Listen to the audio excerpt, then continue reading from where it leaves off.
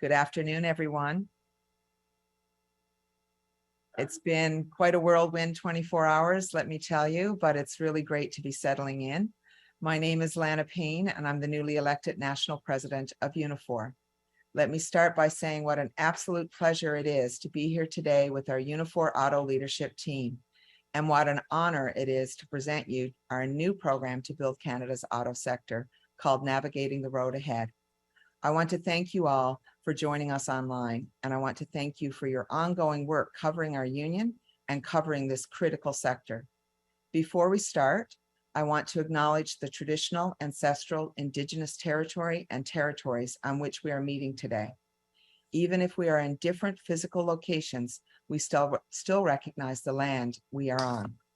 Joining me today is Auto Sector Director Dino Chiodo, John Dagnolo, President of Unifor Local 200 and Chair of Unifor Auto Council, representing members across Ford, General Motors, and Stellantis, and Emile Nabbout, President of Unifor Local 195, and also, he wears many hats, and also President of Unifor's Independent Parts Supplier Council, representing thousands of members working in various Tier 1 and Tier 2 suppliers. It should come as no surprise that our union is putting this document front and center today as one of our first orders of business. Unifor is Canada's auto workers union. We represent more than 40,000 members working in assembly plants, parts factories, and dealerships from coast to coast. In 2020, bargaining with the Detroit 3 automakers, our union made a pivotal role in securing new product mandates at various assembly plants.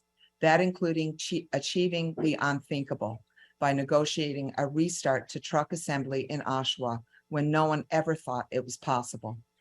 That round of bargaining served as a catalyst for other new investments in domestic violence, in domestic vehicle assembly, batteries, and component parts over the past 2 years. It even included a long-awaited public commitment to put new product into Brampton Assembly, along with a brand new battery cell gigafactory in Windsor. Looking at all of the promised investments, I think it's safe to say that for the first time in a very long time, the future looks bright for Canada's auto sector. But I want to be perfectly clear, none of this is a foregone conclusion. A lot of work still needs doing for Canada to maximize the benefits of this shift. I'll also say that success looks a lot different to auto workers than it does to corporate investors. Despite all the positive news, Canada is at an important inflection point. This story is still being written.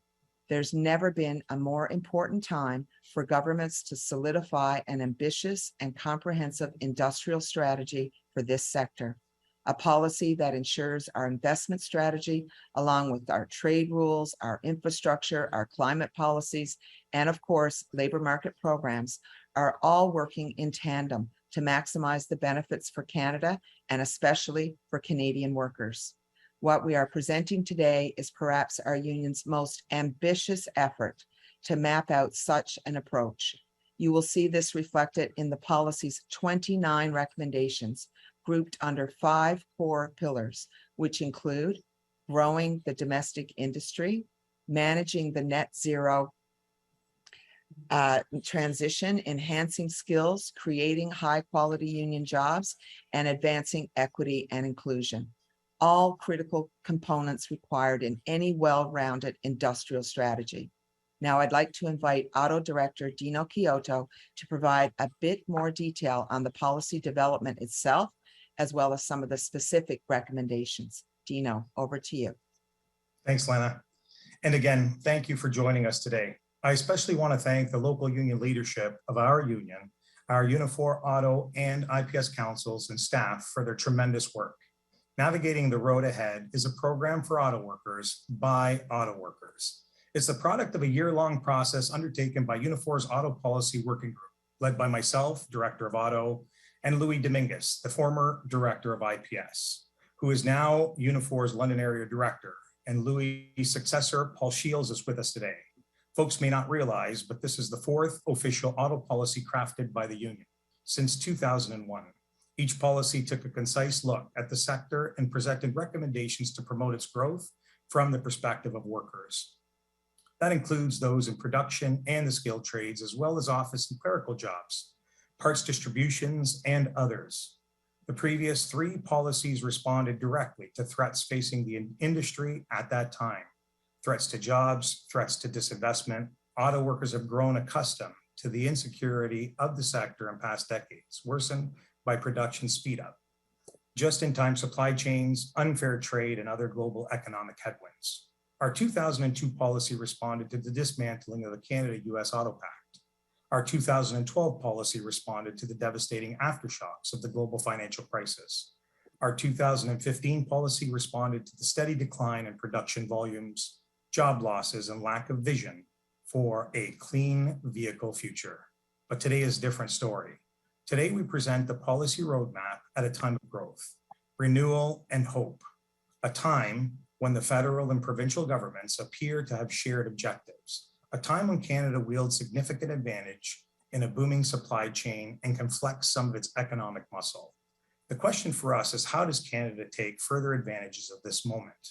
How do we build an auto sector that maximizes the benefit to work and all stakeholders?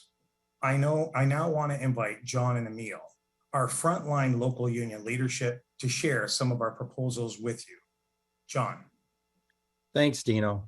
On behalf of Unifor's Auto Council and the Auto Policy Working Group, I want to thank you personally for your leadership in tireless work on this file.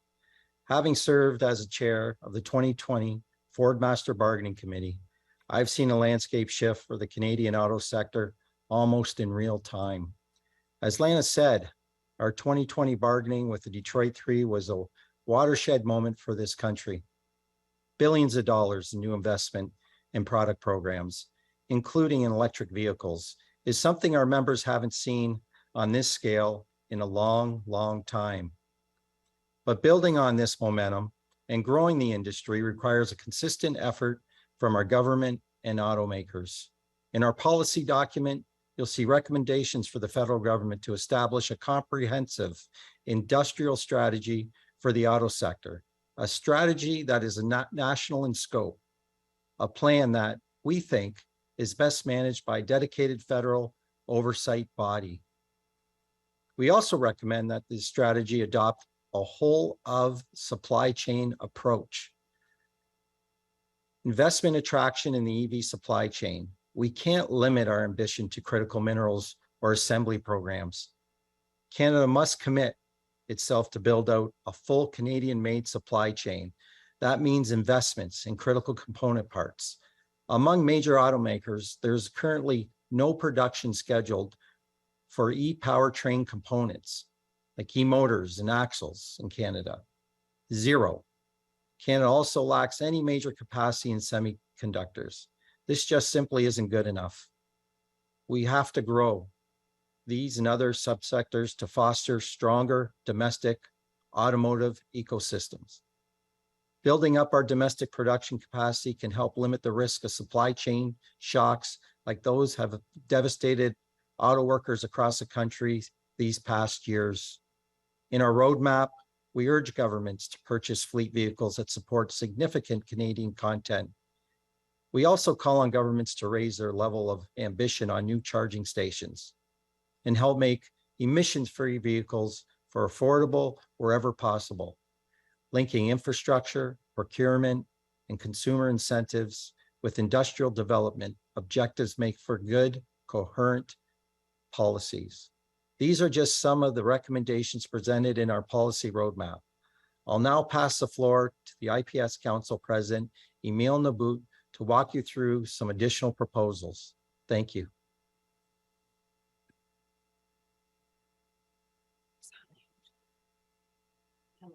We can't hear you, brother. We can't hear you, brother. Emile, can you start over? Take yourself off mute. Great. Thank you, John. I would like to emphasize what was said, that worker in both the assembly and part sector, we believe this is a very exciting and hopeful moment. It is an opportunity to drive economic growth, zero emission, innovation, and sustain hundreds of thousands of good jobs. Workers understand the opportunity, but we also understand the challenge that comes with the electric shift that we are seeing these challenges all throughout the supply chain. We know that EVs have far fewer moving parts than gas-powered cars that government all over the world are starting to phase out. We know that workers in a supplier firm that build a part for engine, transmission, fuel system, and exhaust system will face pressure as this transition begins. We are already seeing this in places like Ingersoll, where Unifor members are starting to assemble electric van, resulting in closed factory and layoff. Our policy call attention to this challenge. And in response, we call on government to undertake a targeted and a proactive transition support program for at-risk Canadian firm. We think government can help existing supplier identify a new product, market, retrain their worker, and sustain good job. Where job cannot be sustained, we also urge government to establish a special labor market adjustment program tailored to the auto sector. This would include enhanced transition support as well as access to the new skill training and job relocation. We also recommend that government develop a national auto sector skill inventory to help identify gap and focus training support for workers moving forward. In this policy, we celebrate the successes we have seen so far and the opportunity ahead, but we do not look away from the real concern that auto workers face. I will now pass it over to the President, Lana Payne, to wrap things up. Lana? Thank you, Emile. And once again, thank you to all of the members of the working group for putting this document together. Both John and Emile have spoken to some of the bigger industry building and transitional concerns of the industry. Among the core pillars of our roadmap is our call for good union jobs. There is also a call for greater workplace diversity and inclusion efforts. It is one thing to build an industry, but it's another thing to build an industry that fosters high quality employment, community development, dignity, and respect. Canada's auto sector is known as a bastion of good jobs. Lots of because they're unionized jobs. And frankly, that's mostly because of unions like ours who have bargained and fought for them over the generations. Our new policy makes a series of recommendations on government for bold labor reforms that support collective bargaining and unionization. Further, our policy recognizes that Canada's auto sector must do a lot better supporting diversity and inclusion. It's a sector that for the most part underrepresents women and workers of color and must up its game. Our program calls for wider application of employment equity laws and greater incentives to pursue inclusive hiring strategies.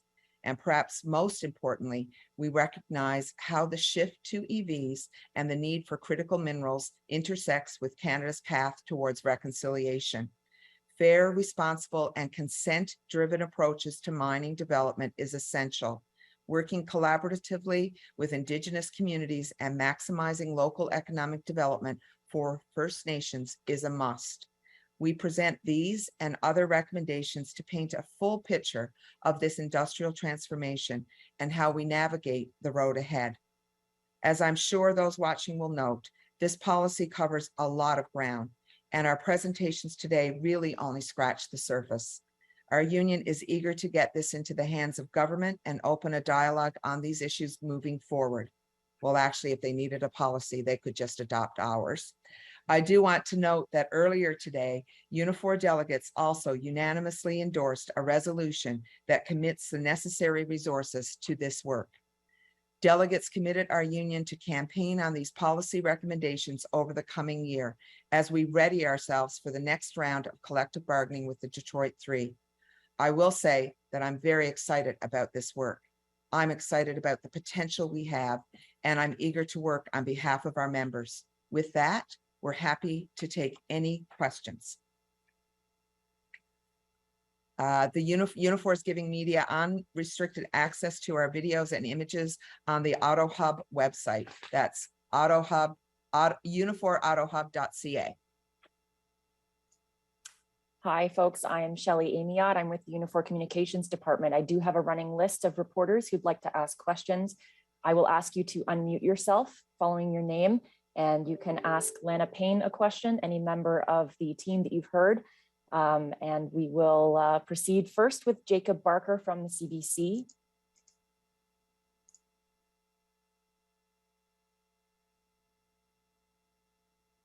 Jacob, would you like to unmute, please?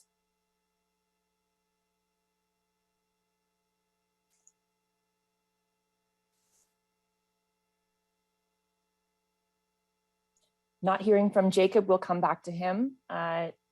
David Kennedy is next from Auto News. One moment, David. We'll ask you to unmute. Hi, everyone. Thanks for taking questions. I just have one and probably a follow-up. I'm just wondering what prep is underway for the 2023 auto talks with the automakers you represent, and how will this new policy inform the approach?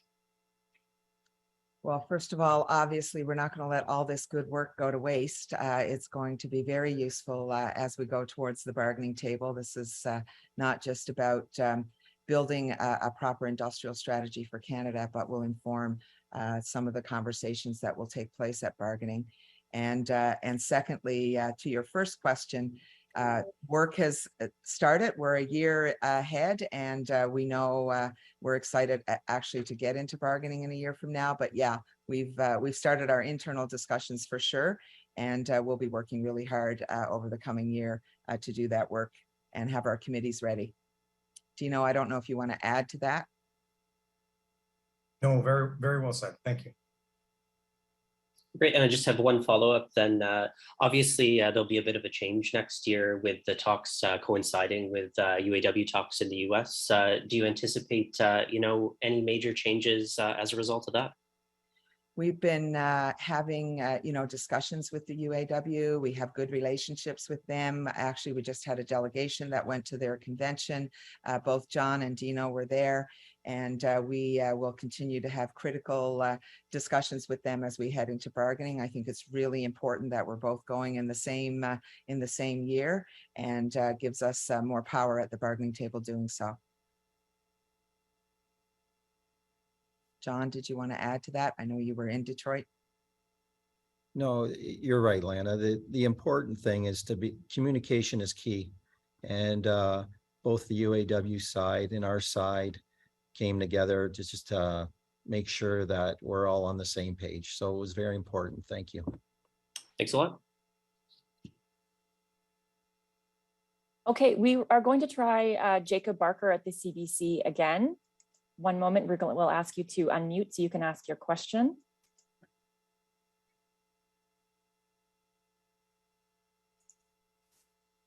We're not hearing anything, Shelley. Hello. Oh, there we go. Can you Hi, hear me? Jacob. Yes, Jacob, go proceed. Okay. Sorry, I'm running between two computers here. So I wanted to ask about the diversity in the workplace section of the presentation. And I also heard you talking about inclusive hiring strategies. I just wonder what specific things are being done in automotive workplaces to encourage inclusivity and just promoting this to people that maybe aren't as represented in on the floors of the factories and things like that. Well, we've made some progress here already. You probably are aware that with respect to the new hires at the Oshawa assembly plant, 50% of them were women. And I've actually had a couple of discussions already with one of the automakers around their policies going forward around being more inclusive and diverse in terms of their hiring practices. This obviously will be an issue that we'll discuss at the bargaining table as well. But I think it's critical that our workplaces shape and form our communities, and that's the kind of conversation we'll be having going forward. And I think Dino and John will probably want to add to that as well. Some other work, obviously, that we've done historically at the last round of bargaining was our racial justice work, but there's many other things, obviously. So Dino, John.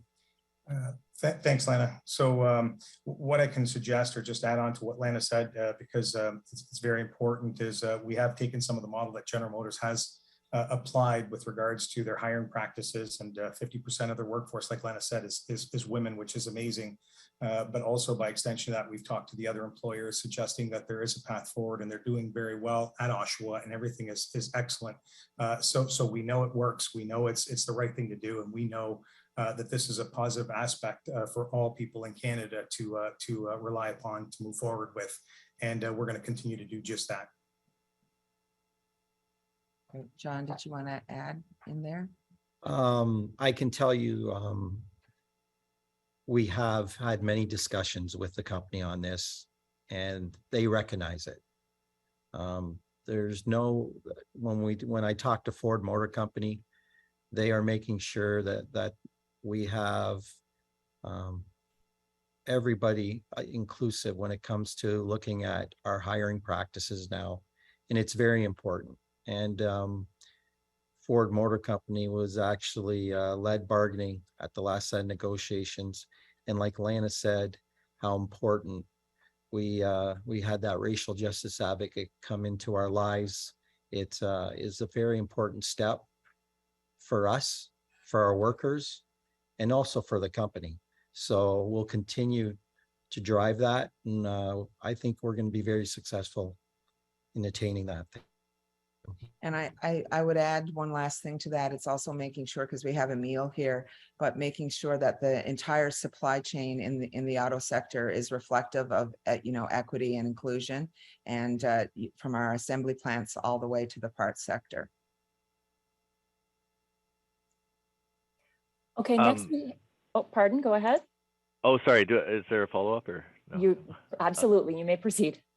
Okay, yeah. I just further down in that section, you talk about minerals and moving to EV, and the types of agreements that have to be reached with Indigenous groups here in Canada to provide the parts for these vehicles. How does the union sort of fit into those conversations? And I mean, we're talking about inclusivity as well. So I mean, just in terms of, making sure those contracts are made in ways that everybody can sort of get on the same page with. Yeah, well, I actually see the union as playing a critical role here. We do a lot of work on reconciliation in our union, and I think it's really important that we understand that we cannot be going forward with future mining developments if we are not having the consent of Indigenous communities in order for that to happen. And I think our union is positioned in a very good place to be able to be part of those conversations. We have and ourselves done a lot of reconciliation work, so we know that this is critical to how we build going forward into the future. And the reality is we live in a time where we have to be recognizing that Indigenous people need to have a say over all of this, and we would want to be helping make sure that occurs. Okay, now Thank we're you. going to take a question from Kaylee Hall with Detroit News. Kaylee, I will ask you to unmute yourself and ask your question. Did that work? Hello. Hello. Hi. Thank you so much for taking questions. I appreciate it. I wanted to find out what you're doing now to unionize, supplier facilities that may not be yet unionized or even established yet. For example, Stellantis is planning a battery plant with LG. Are you talking to the automaker about that? Is that going to be one of the things going into negotiations that you're looking at? I'm sure it is, but just wanted to hear your thoughts on that. Well, it's critical that these new facilities are part of our union. We are the Canadian Auto Workers Union. Our job will be to organize these facilities, but also to have conversations with the companies around how we can get recognition in these cases. And of course, it's not just the example that you referenced, but the new facility that GM is planning in Quebec as well. And just one follow-up, as far as like what happens now with this plan that you guys are presenting, do you take it to government officials and present it, or what's the next steps? Yes, they'll be so tired of hearing from us on this, it won't even be fun. Full steam ahead. We'll be obviously talking with the federal government, provincial governments, municipal governments too, because they have a role to play here, and Indigenous communities as well. Okay, thank you so much. Thank you, Kaylee. And next we have Ian Bickus from the Canadian Press. Ian, I will ask you to unmute yourself once given the prompt, and you can ask your questions. Thanks for taking me in. You can hear me all right? Yes. Great. There's a widespread blackout in downtown Toronto, so I'm on Wi-Fi here. But on the government programs, it seems like the government has been doing quite a bit already. I just want to know kind of where you see them falling short at this point, because on one of the recommendations, they are kind of already moving on, it seems. So I guess where do you see that the government most failing at this point? Or Well, I think one of the points we've been making, they have done a lot. We recognize that. But I think it's really important that the next step is actually adopting this industrial comprehensive policy. It's not enough to do as we've been going. We need something more fulsome, which is why we're putting forward this document. And as we've mentioned earlier, our teams have been working on this for a whole year. We've been consulting with our members. We know what's needed to build the industry. We know what's needed in the supply chain part of this. I think it's also critical, and this is something that John mentioned earlier, and that's, having a kind of standalone government department to coordinate this work. It's not enough right now that we have 5, 6, 20 different departments who have different responsibilities around this file. We really need to have a coordinated approach so that we're making sure that we're taking advantage of every single opportunity that we can have, and we're building as many good jobs in Canada as possible, from assembly all through the supply chain. and then just in terms of dialogue so far, obviously the policy just came out today, but have you had any kind of assurances on some of these policies so far, or what kind of have you heard? What has the union heard in terms of having a ministry dedicated to the auto sector? It's quite a novel suggestion. So yeah, just kind of what have you heard from government so far? Well, we haven't had a discussion with them yet. We'll be sending them the policy. It's brand new. You're all getting it first. We wanted you to have it. But lots of work ahead with that. Thank you. Okay, I'm not seeing any more reporter questions. So Lana, you can wrap things up. Great. Thank you very much. Thank you for joining us today. Thank you to our members and our local leaders in the auto sector who joined us today. And thanks for covering this sector. We really, really appreciate it. And we'll talk to you real soon.